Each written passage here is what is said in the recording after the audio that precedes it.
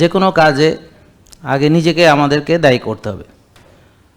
আমি যদি স্বাস্থ্য সচেতন হতাম, আমি যদি রেগুলার এক্সারসাইজ করতাম, আমি যদি রেগুলার সুস্থ খাবার পরিমিত আহার গ্রহণ করতাম, আমি যদি খাওয়া এবং না খাওয়ার সমন্বয় করতাম, আমি যদি নিয়মিত রোজা রাখতাম, নিয়মিত কায়িক শ্রম বা ব্যায়াম করে আবার আর্লি ঘুমাতাম, ভোরে উঠতাম, রোদে যেতাম, ঘাসে হাঁটতাম, নিজেকে সময় দিতাম, নিজের যত্ন নিতাম, তাহলে কি আমি আজকে এই পরিণতিতে আসতাম?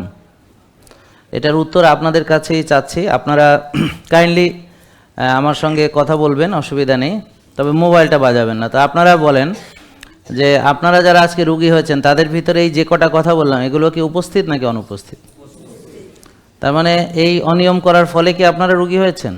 রাত জাগা, টেনশন, দুশ্চিন্তা, বারবার খাওয়া, চিন্তা ভাবনা না করেই খাওয়া দাওয়া করা, ক্ষুধার জন্য অপেক্ষা না করেই খাওয়া দাওয়া করা। অথচ আল্লাহ তাআলা বলেছেন তোমাদের ক্ষুধার জন্য অপেক্ষা করো, ক্ষুধা লাগলে খাও, এক ভাগ খাও, ফাঁকা রাখো, অতিরিক্ত খেও না, আর অপচয় করো না।